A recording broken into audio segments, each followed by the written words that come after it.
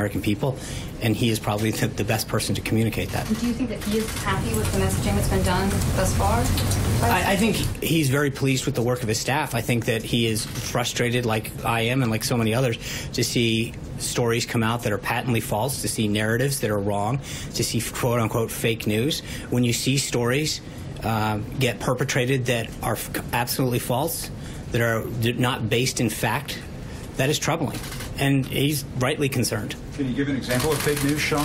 Yeah, absolutely, Jim. I'll give you an example. Please. Sure. Friday, the president was having a great discussion at the G7, and someone from the BBC and ultimately an incoming reporter from the New York Times retweeted that the president was being rude by disrespecting the Italian prime minister. And when in fact you all in every one of the meetings that we sit in watch the president with that one earpiece that's been used by other presidents, and yet the president did a great job at NATO, building stronger bonds at the G7, increasing America's presence around the world. And that's the kind of thing that the BBC and ultimately the reporter who's now joining the New York Times push out and perpetuate with no apology. What, you're shaking your head, Peter? I mean, it's true. You did it.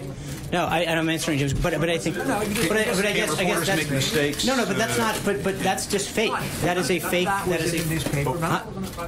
Your trip was all over the front page. Making something out of one tweet instead of the. But again, you guys defend your mistakes like that. With all due respect, I was asked to give. I was asked to give an example, and I did it.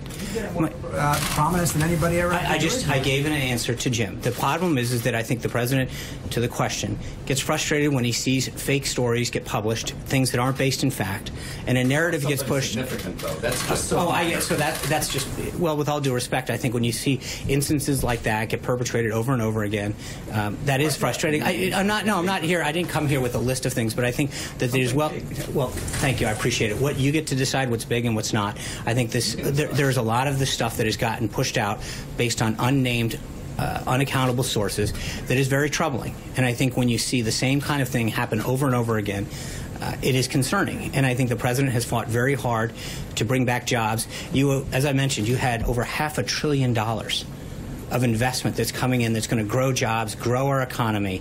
That should be a big story. The president's results when it came to fighting terrorism was a big thing. The idea that we're standing up a global center to fight extremism in Saudi Arabia that's uniting Muslim countries, that's a big deal. I think